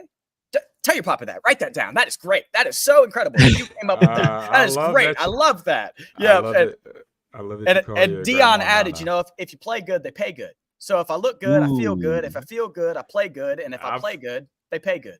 So that's the way I look at it. I've heard that in so many ways too. Being a former athlete. Yeah. So continuing in Kotaku's article here, it says new data from Norway examines how video games influence children's, their social behaviors, and their spending habits. So it turns out young players are being bullied over the lack of cosmetic skins they are using in in-game items to become more popular. So and are struggling to avoid all the ads and user-made scams connected to the popular online games like FIFA, Fortnite, Warzone. I would say Madden too, because it has the Ultimate Team. You know, you got that in there too. So as reported by Crossplay, a gaming newsletter focused on parents and kids, founded by former Kotaku Patrick Kolpeck. A pair of studies by the Norwegian researchers include some alarming information about how kids between the ages of 10 and 15. So they just learning. They just 10. I mean, barely driving once you get to the back end of that spectrum. Barely cognizant in my point. I feel like I didn't start remembering stuff until I was 12. Exactly. Interact with video games and how these popular games have big effects on their social lives. So the study conducted by the researchers of Camilla and Clara and we got a lot of names I cannot say. Oslo Metropolitan University as a part of the larger initiative. Government to understand the relationship between games and children and games. So excuse me there. So yeah, a lot has been said, a lot being done. And what's interesting, one comment here by a 13-year-old. It says 13-year-old Frank added, if you don't play with anyone, you kind of have nothing to talk about. So he's just saying, hey, if you play solo, you're good. But if you have people with you, they're gonna be judging you on your skins, which is like, man, like they barely walking and talking, driving, and you're already getting the standard level thrown at you. It's already gigging each other over what skins you got. Yeah. Right. Like, and so I was a kid at school from the time walking in school was a fashion show, and people know what I'm talking about when I say that. I didn't give a damn. I walked up in school. I had holes in my jeans. People were like, "Hey, G, man, you got holes in your jeans?" I'm like, so? I ain't here for that. I'm here to get an A, B, or a 4.0, homie. You know, I'm not here for that. Right. And the same thing with the game. I'm like, I'm trying to win. I said, look, I remember when my players brought this up to me at Lakeland my first couple of years. I was like, you just told me you bought a skin from somebody else for about $300 and it doesn't help you shoot better? That don't click. That don't compute. I'll say I was a little different than you. My name in high school, and really, it was middle school to high school growing up, was bands, because I wore so many armbands on both of my arms growing up. I remember rubber bands and bands became a thing. Yes. Yeah, but they called me bands because I was a look good, feel good kind of guy. And it's interesting because the older I've gotten and the more I meet students who must have a 360 hertz monitor or they'll lose every time. It's interesting to see how I've kind of flipped from look good, feel good to, hey man, you just need to play. It doesn't matter what equipment you got. You're either good or you're not. That's what it is. You get time in the game. And you know, when you first said this, the kids are getting bullied, I was like, shut up. What do you like? If someone, because I projected it on myself. If someone made fun of me for not having a right scanner, I'd be like, I don't give a crap. Screw you. I don't. Right. But what that also in this article says is that the study emphasizes that for children, there's no clear distinction between online and offline worlds. Correct. In-game appearances such as skins are crucial identity markers impacting their real life social interactions. I think that's the part I missed is, you know what, this is just like going to school and not having the right pair of, jeans or the right shoes. It's the shoes. Exactly. It's the exact same thing. And this is just as important. Online life, just as important as in real life. And then they go see some of these same peers probably at school as well. And they might get it double, some of these kids. So it makes me understand it more when you look at it from that perspective, I think, too. Yeah. So and you guys know it. Go ahead. No, I'll say you get the business on the game and then you get the business at school. You're like, get more teasing. And I'm like, come on, man. You gotta drop it. Like, hey, that was online last night. Let it go. Goodness, yeah, and I think what it is just that times have changed, right? Like I think it is. Like I was talking about earlier. I was outside when I got home. I got home from school. We all got off the bus and we played until the streetlights came on. Then when we had to go inside and do dinner, and then after we ate dinner, we showered because we were just outside playing in the mud and digging around, doing whatever. We showered and then we played on our consoles for a couple hours. It wasn't, but now, and you guys know this better than I do, right? Now kids come home and they play video games from 3 to 10. They play the entire time that they're home. Some of them go out and do the extracurriculars. If the parents don't have the guidelines or something. Exactly. Right. And I think a lot of those students, one of the reasons why it bleeds so much is because that's where they spend their time now. There's less time being spent on the bikes. So there's less time being spent out in the woods, or just in the neighborhood or out at the park, more times being spent in these places. So I think it's easier for students to build an identity around these things because it's this or that for them a lot of times. 100%. And then also you have the publishers. So publishers are scamming. All right. Scammers are taking advantage of kids. So making things worse here. The video game publishers have become very skilled in advertising or are constantly advertising games in-app purchase to kids. And we talked about a story a couple years ago where a Fortnite player kid, probably like 10, charged around almost like 10 grand on their parents' bank account or check or credit card. And I believe that story created a class action lawsuit that Epic ended up losing because they said that they were predatorily marketing towards kids without helping them understand the risks. And Epic knew that those kids had access to their parents' accounts. So that was kind of, they ended up losing over that, I believe. Exactly. And so it says, continue on. This means it is becoming harder and harder for children to focus on other things than their lives, making the pressure to have the coolest skin grow even worse. And for kids who can't afford it to fit in. So they called it bullied or treated poorly by their peers. And then unfortunately for young ladies, the abuse gets worse. You had a 14-year-old girl here named Sidra said, I heard things like go back to the kitchen and it was like you're a girl, die. So those type of comments right there, it's like, that's a no-fly zone for me, bro. And I remember day one at Lakeland and through the chat here at Nebraska, or if we had our few times meetings in person, and I say, hey, I'm a father of 5 kids, 4 girls. Not that I show favoritism, but this is how we're going to run things. This is how we're going to talk to one another, regardless of who we are, our backgrounds, our sex. This is how you do it. If not, you got to deal with me. And I'm the same way.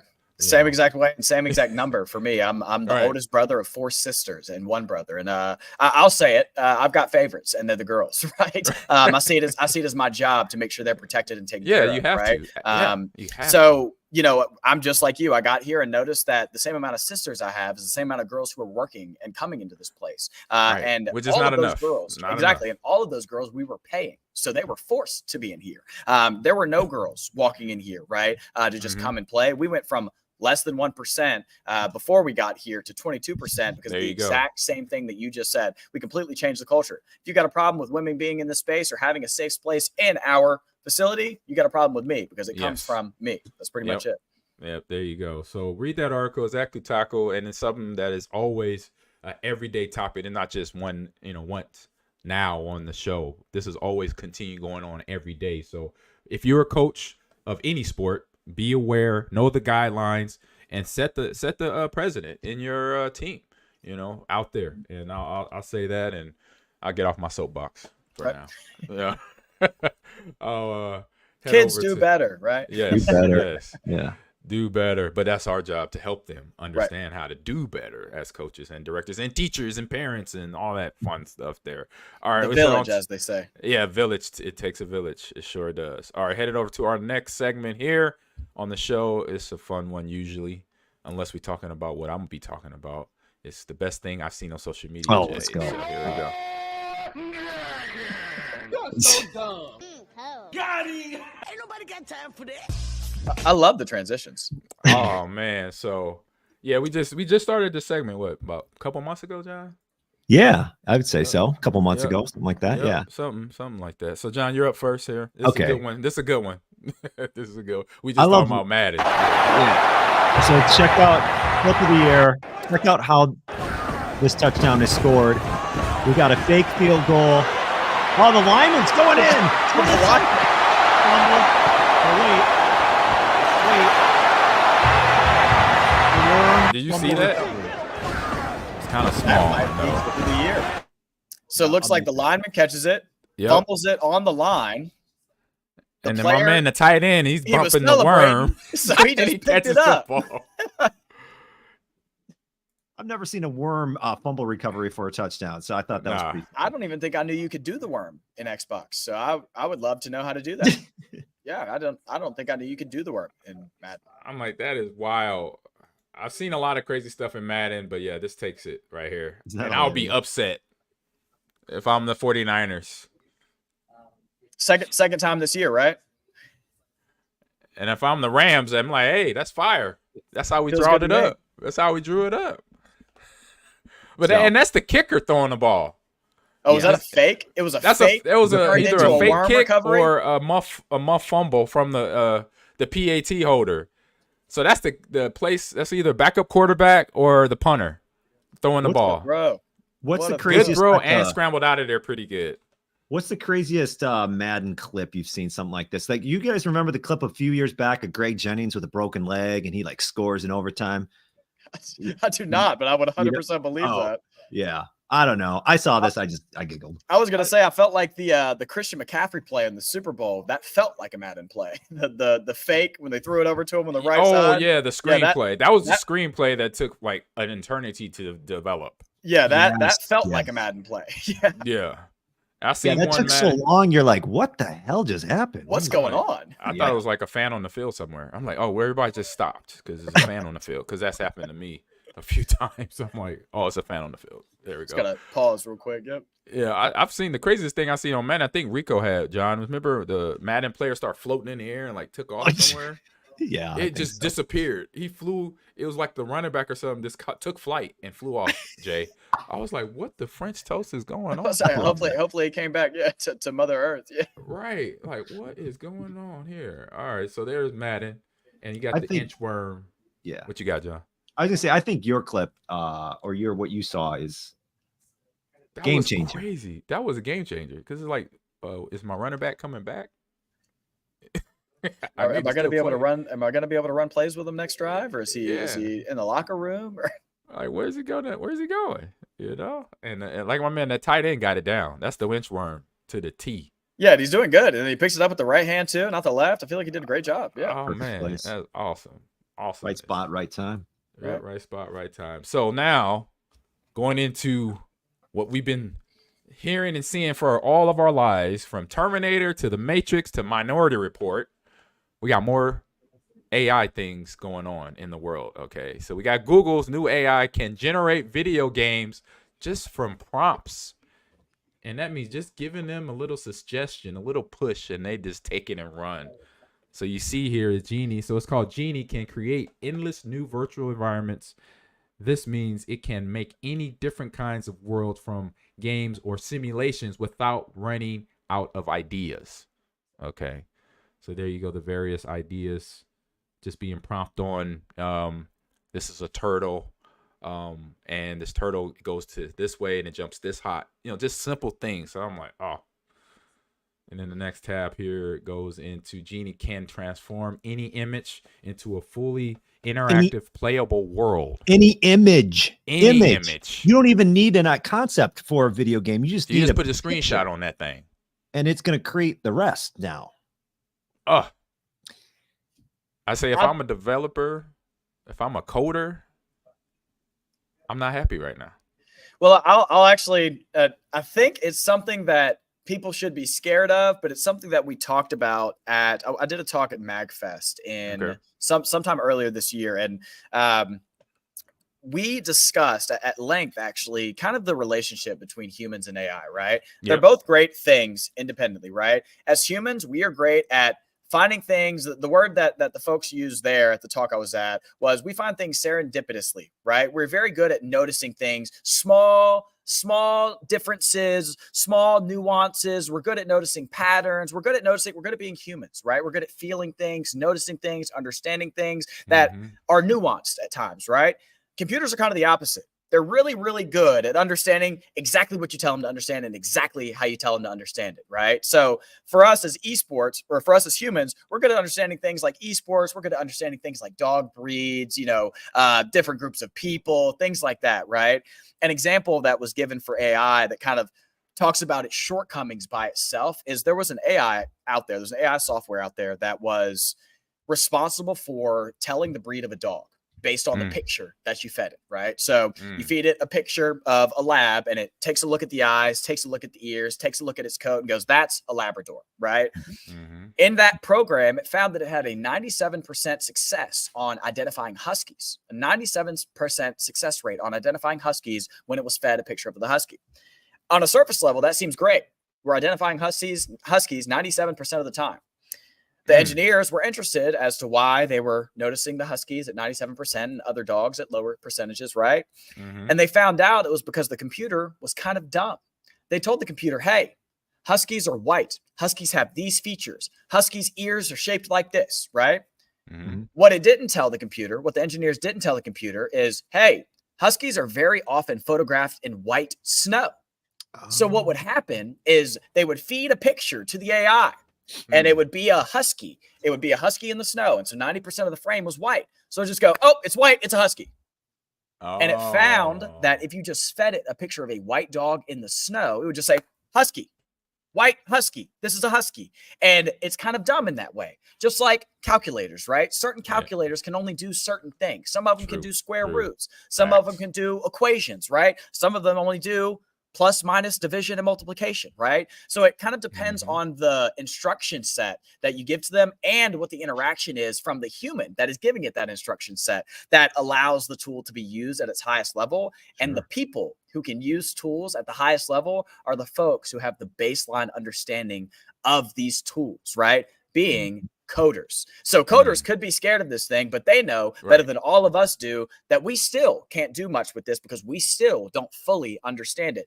But AI doesn't understand itself. Humans don't understand AI, completely separate, right? You start to bring them together and you start to bring knowledge bases together. And you get to a place where the engineers and the folks who are still out there coding are still going to be the best at using these tools because they understand more than the average Joe does. And I think that's where we'll still find we'll find ourselves as scary as this thing is. Right.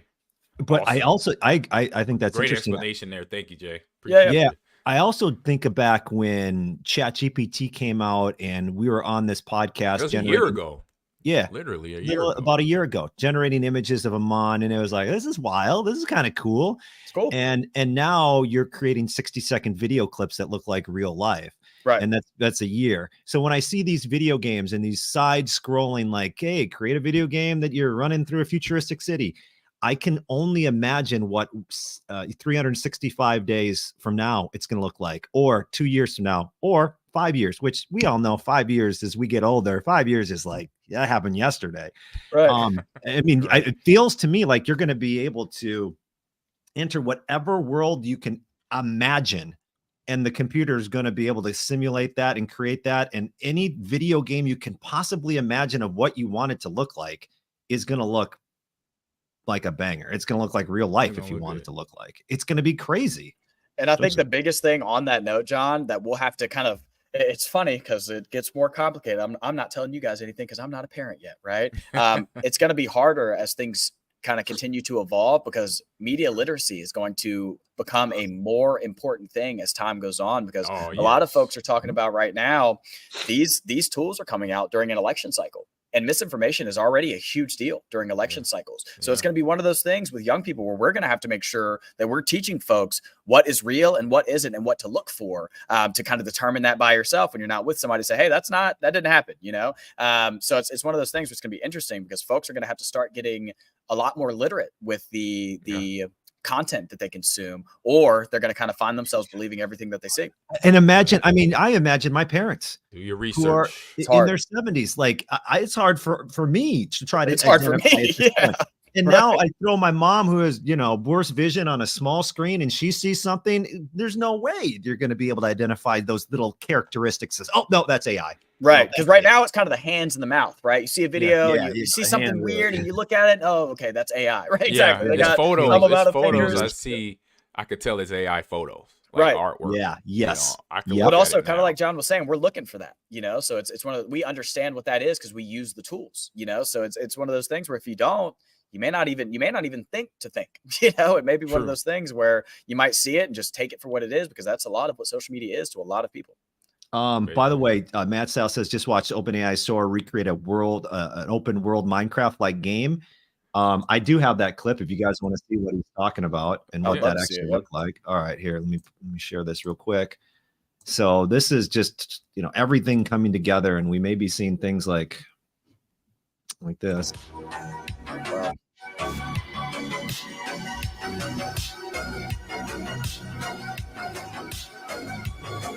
Wow. Interesting. I'm with them. That is kind of scary. That's clear. That's clean. That's a little scary. Yes, it is. Is that too close already? Right. Yeah, it feels that way. And like I said, I think what it will be, though, is those folks who exist in these positions, they'll be safe because they know how to use these tools, and they have the baseline understanding and foundational knowledge to continue to use these tools at a higher level than other people. And if you don't, I think it's a great opportunity too. Like, you talk about doing one thing, that advice you gave, like, pick a lane, go with it. If you like it, keep going. If you don't like it, jump off. Like, there's a lane opening up right now for people. And it's being the people who know how to use these tools the most efficiently. Absolutely. And that lane is a highway to who the hell knows right now. Seems like highway to heaven right now. Yeah, that's what it seems like. Yeah, right.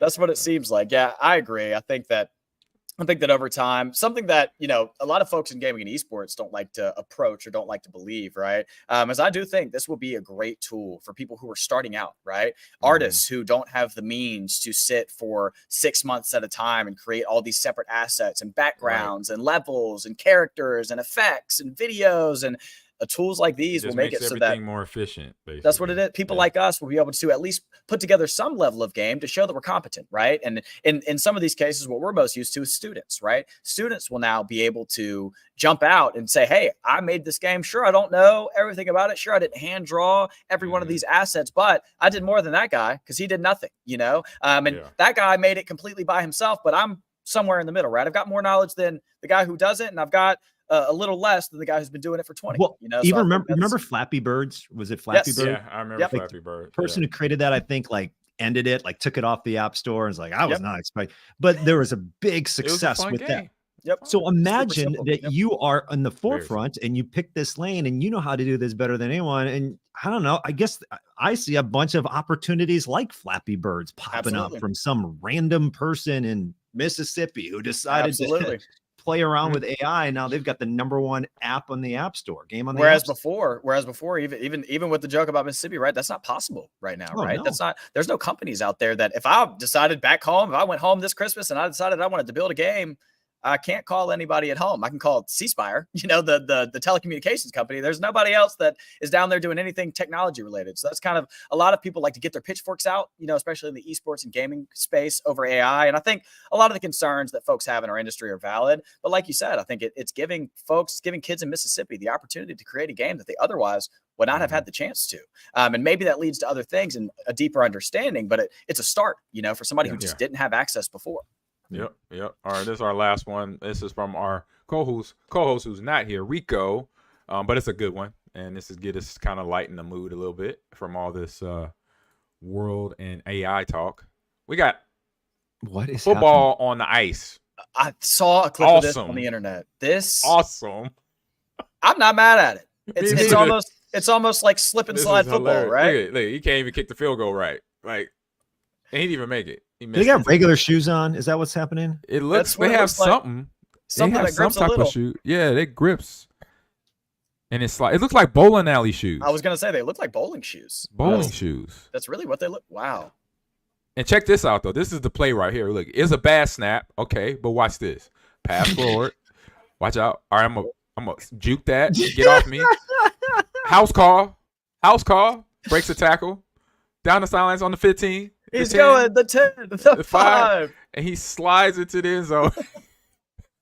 It just seems like the teams who didn't want to get rid of their ice rink for arena football just decided to repurpose it. Hey, and create a new 100% league. repurpose that. That's what it looks like. Yeah. Arena football, put some ice planks on it. There you go. This need is to on talk to the ESPN, Coyotes out the here. Ocho, That right looks there. fun, man. Oh my goodness, I saw that. I love all the spin-off football leagues. I love arena football. I love the CFL. I love all of them. They're all super fun. hilarious. So yeah, that was our best thing I've seen on the internet. Now head over to game releases here. Video games. It's time for the game releases. Game releases. Oh, our little dog there. We gotta get a dog mascot now, John, because of that. You know that, right? Oh You yeah. know that, right? All right. Let me share the screen here. You're up first, Johnny. All right, so just to let you in on how I pick these game releases, Ahman sends out a list of games. I just usually pick the one that I think sounds the coolest, basically. So there's nothing going into it like where I'm picking a game for whatever reason. It's basically straight up on a name. But this is Brothers. It is coming out here today, actually. And is this the remake or the? So they're remaster showing one? this is a video of the original to the remake. So To the remake. 2013 original, wow. the 2024 remake. So guide two brothers on an epic fairy tale journey from visionary Swedish film director Josef Fares and some other guy. Control both brothers at once as you experience co-op play in single player mode like never before. And it looks like we got remastered. I don't know. There wasn't a lot of choices this week. I don't, have you played this game? Are you familiar with this at all? No. I'm not, but it looks good. I mean, I'm curious to know. I'm curious to see kind of how the community reacts. I think the biggest thing that I've noticed with remakes and remasters is when it's a copy paste, folks don't love it because they're just paying for the same game that they did 10 years ago. But it looks like they made a lot of changes to it that they interest me. If I had played the game, it looks interesting enough to pay for it again, right? So that's what I got for it. I think it looks interesting, and hopefully the community reacts to it based on the work that it looks like they put into it from the trailer. Yeah, but you can go check it out. Like it should be on all platforms. Brothers, A Tale of Two Sons. There it is. And now we got a game everybody knows, Final Fantasy VII Rebirth. It's out. What's today? It's out tomorrow, February 29th. And so it's join Cloud and his friends on a journey across the planet in the search of Sephiroth, experiencing the captivating story and thrilling combat in Final Fantasy VII Rebirth, the highly anticipated standalone story, which is probably like 20 of them, and this is just only 7. Man, it's a lot. So standalone story, and then a critically acclaimed Final Fantasy VII Remake project, winner of the most anticipated game of the year at the Game Awards, and it's out tomorrow, only on PS5. So I did a little bit more hunting around. So if you check the game up, so you have a digital copy or physical copy. So Jay, what are you, digital? You want the disc or you want the download, digital download? What are you doing? Listen, before things changed, I was a physical guy. When the game was on the disc, I was a physical guy because my biggest thing, I grew up. I'll be frank, I grew up kind of poor, right? Especially my younger years. The 0 to 13.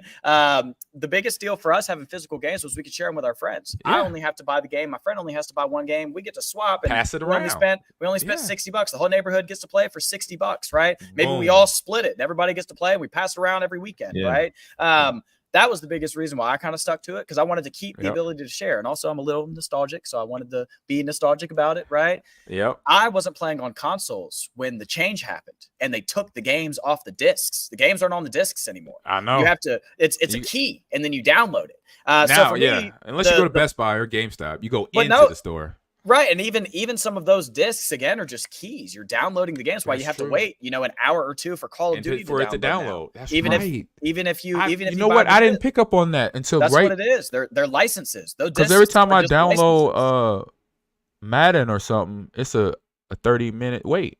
It's a 80 gig update, and it's because it's all on your Okay. console now. Yep. That's Got the you, John. that's the idea there. So So yeah, you got disc, you got little collector's edition, you got the physical disc edition and the physical standard edition where you just obviously get the game. But then with the deluxe edition, you get the exclusive steel book, hardback artwork book, and mini soundtrack, mini soundtrack of the game, because obviously you heard that music, pretty good music in the background there. And then on the collector's edition, you get a little bit of everything. You get the game, you get the Rebirth static arts of Sephiroth, exclusive steelbook, hardback art book, mini soundtrack CD, more Reclaim It choker, so clothes or items, decor, the Orchid bracelet, which is part of the armor, the Magoo trio summoning materia, which I probably destroyed that. Sorry for all the real Final Fantasy fans out there, and Magic Pot summoning Matera as well. So I know this is a big game. I had cousins that I grew up with when I was in California, and the whole household played. I think they what they do is would co-op it. So somebody will play for an hour, then they'll pass the joystick to somebody else. They'll play for an hour. So they got like 6 hours in, but nobody got wore out because they only did an hour each. And I was gonna say that's my big secret as a gamer is I've never played a Final Fantasy game. I used to watch my older cousins, my brother actually, my uncles and my cousins play. It always scared me. Legit, it just scared me. I thought it was scary. I thought it was kind of dark. Same reason I didn't watch like Adult Swim growing up. I watched like Naruto during Toonami, but then when Adult Swim came out, I was like, whoa, that's scary. I'm not watching that. So that I watched it because I love scary. Right. Yeah. And I don't like scary. It's not for me. I still don't do horror movies, So yeah, my big secret is that I've never played it, but that looked interesting. I've actually played this one. Yeah.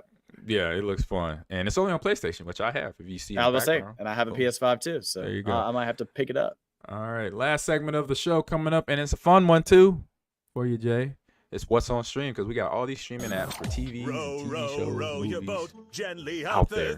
Sorry. And I think the TV shows are better than. It's time for what's on stream. Seems that way. All right. So what we are looking at now, we just wrapped up Loki season 2. I don't know if you were a fan of that, but we just finished that last week. And I never watch anything. I feel like I'm trying to catch up nowadays. Right. Yeah. Well, me too, because of our jobs. Because of what we do. Right. And so what we're doing now is recapping Mr. and Mrs. Smith, Donald Glover, one of my favorite actors, entertainers Need to watch as it. well. Yeah. And so this is season 1 of that. He's also executive. He's a director, writer of the series as well. So he bought it and recreated it. And I think the first episode, John, you can start off because I know you got to go here in a little bit. I mean, I didn't know he bought it.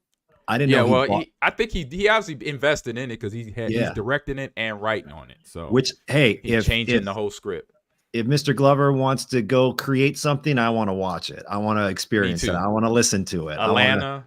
Yeah. What he did? What else? And then his music, the music he. Yeah, I was gonna say This is America was a great video too. Yep. Yeah. Yeah. So he anything he creates, I want to see. So I was really, really drawn into episode 1. I thought it was they set up the story. You've got some action in it right here. What they're showing on our screen, if you're watching the podcast, is when they're really meeting with the person behind the screen, I guess, but they only meet. I know. Is it a person? I don't. It's a secrecy, right? You love it. Yeah. Yeah. And I love it. I love the characters. I love the dynamic between them early on.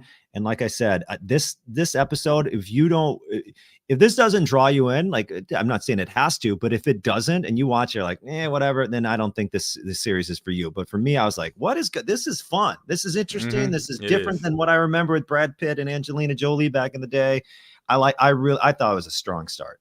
Yep. Good start. And of course, me being the movie person that I am, I'm like referencing back and forth in my brain. All right, What did they do in the movie? Okay, they did this. Right. Okay, this is like a prequel. So they just met here and they're just meeting for the first time. They kind of feeling each other out, and like they don't even like each other, you don't even know each other. I'm like hearing all these items running through my head about what I seen in the movie with the movie, like John mentioned, and now what I'm seeing. And then when I saw the end, when the credits roll, that Donald Glover was part, he directed and wrote and obviously acting in it. I was like, And I like his changes so far. I like the changes. It's a fun, I say, cast with him and Maya, and they're I say so far right now it's working in terms of like, because it's like, what would you do when you're basically, your job is to act like you're married and you have to be real, but then on the other side you might have to kill people too. What would you do is the question we all ask each other. So yeah, for those reasons, for myself, I was like, this is good. It's good. And also, let's see where this goes in first episode. Yeah, and what they kind of set up like the previous, because these two get their job because the people that you meet at the beginning of the series like get ambushed and killed. Yep. So you meet them for the first like 2 minutes of the but episode. That could be some foreshadowing, John. That could be foreshadowing because we don't really see the people who shot them.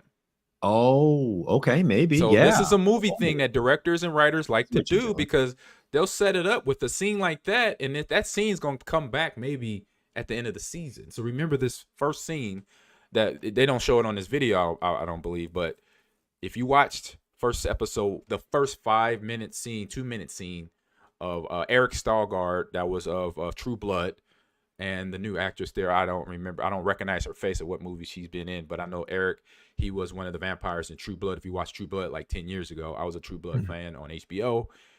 So he gets taken out along with his wife, and then then this is where they find out right here they're doing a real job, because Maya, the actress, says to Donald in another scene previous to that, was like, maybe they're just filling us out, maybe we're just going to start really slow and do like a really easy job where we just deliver a package, and that package happened to be a bomb in a cake.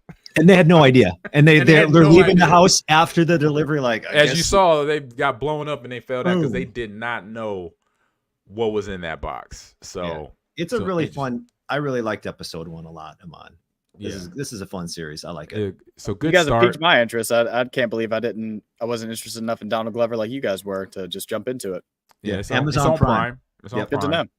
Yep, check it out. I got it. Like we all do, right? I got to run, Jay. Nice to meet you. Nice to meet you, John. It was awesome. Yeah, appreciate the show, man. Anyway, John. So okay. Have a great day, man. We're right, wrapping this thing up. I just got a few more minutes. I'll let Jay go, and I got to get to class myself. Right? Yeah, we got things to do, right? We got things to. Yes, we do. Always. So, all right, John. Have a great rest of your day, and Jay. And so yeah, for this season, like we've done Loki season 1 and 2. We've done Mandalorian. Usually we do stuff like Star Wars-esque, but I got you. John put this suggestion up, and I'm like, I'm down, because once I saw the preview and I saw Donald Glover as a part of it, I was like, I'm in. Yeah, I got like see you. What, I watched some of Atlanta too, and I Yes. I should have watched this. I need to go back and watch it. I've seen a lot of my friends, especially in the industry, talking really, really good about it. So I need to check it out. Yeah. So if you are a fan of Childish Gambino, this is Definitely. Childish. If you didn't know Childish Gambino was Donald Glover, now you know. Right now we know. A lot of people don't know that. Surprise, everybody! Donald Glover and Childish there's Gambino a are the same people. And Lando. It's not a lot. It's probably a little bit of people in the world that did not know Childish Gambino is Donald Glover. And it's kind of funny because earlier when we were talking about because the internet, every time I say the phrase, I think of Gambino. Even earlier when I was talking about the students and a lot of the shortcomings that we have with development for a lot of young people, I think some of that is rooted in the internet. And I like to say because the internet, because of and his song, that's one of the title to his song. So he's probably a little bit older than you, maybe. Yeah, a little bit. Yeah, I'm 24. Yeah. So he understands like today's time, and that's where people like myself. I'm like right on the fringe. 47. I just turned 47 a week ago, so I'm like right on the edge to know and understand enough of who I'm coaching, who I'm around, and obviously who I'm listening to, who I'm watching in terms of Donald Glover. And so knowing that he's a part of this. Just being in it, I was already going to watch it, but then when I saw the credits and he's writing, I'm like, oh man, I'm in, because he's creative, he thinks outside of the box. And if you talk about kind of how you were breaking down the whole AI thing, how AI works only better if you have somebody that understands coding, he understands Right. movies and TV. He's been around, and it's Understands art. art. It's Right. an art, Yep. you know, just like the music he creates. It's an art. Right. So with this movie directing and writing, he puts his art out there, and he's been around it a long time. He knows how Right. to, you know, just kind of test it. You know, I'm gonna test something. If it doesn't work, I won't do it next episode. Right. I'll try it a different way, a different time. Yep. Right. If people don't like it, you know, we get bad ratings on that episode. You know, that was on me. Right. I won't write that in the script again. Right. Yep. No, my bads. It's just we got to do better. Yeah. Exactly. You gotta do better, and you see Yep. him do that a lot. I've seen him done that a lot in all his production, and so seeing this, I already watched episode 2. I'm like, I'm gonna just kind of just hit it every night. We Yep. try to do one episode a week, Jay, here on the show. So Okay. Good to know. yeah, we check it out. Good So to know. now there you go. You got a show to watch. I'm about to You say, have yeah, nothing Sarah will to be do. happy about that. Yeah, You don't Sarah have will be no happy about Valorant? having this show. There you go. Yeah, there you Right. go. And she say thank you. Say Ahman gave me a gift. Here you go. Right. Yeah. Yeah. Some more time. I'll let her know. Yeah. There you go. That QT time. Trust me. Right, You need exactly. that. You gotta have it Exactly. because directors and coaches. That's some time we don't have a lot of Right. Yeah. I take Shoot. advantage of it every day, every time I get it. Yeah. every Yeah. time. We just figured out last night we're probably not going to have time until after the Western Cactus League is over. Yeah. Right. Yep. You know, Yep. and Which I is got- end of March. It's beginning of March right now. It's So- just starting March in 2 days, and this is leap year, so we have Right. an extra day in February. right. Which I don't know. Does kids realize there is a leap day in there's an extra day? In I would hope February? that they do. That's what I'll say. I would hope that they do.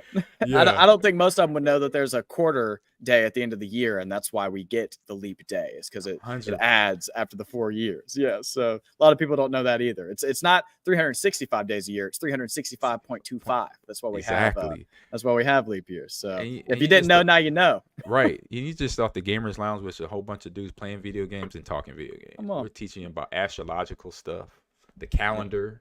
I didn't need to go to college to Life. know it. You know. Right. There you go. Hey Jay, man, appreciate you, man. Appreciate you. See having me. you soon, because I know I'm gonna be in May. I'll be Yep, in I'll be there. Arlington. I'll be there. I don't know if you're going to Boston for the College Esports Expo, and then Clark University. Yep. This event going up there with myself, Doc. Gotcha. Sergio was supposed to go, but he just found out he can't. But Gotcha. a few other people that we know in the coaching and directing world will be up there. But I Well, will, tell, like I said, tell Doc Broadway Jay said hello. I will. All right. That's what. Yeah, you know what? That's what. When we met, he said. That's what he where said. that came Hey, from. Yep. come on, let me go introduce you to Broadway Jay. And I'm like, Yeah. Broadway Jay. Right. I was Yeah. like, okay, somebody that's very cool. Because if you, Right. Yeah. you have That's a the first nickname time I'd called heard Broadway it too. Jay, Right. you cool. They called me Hollywood in Little League, so I'll take it. Yeah. Yeah. I'll take it. Yeah.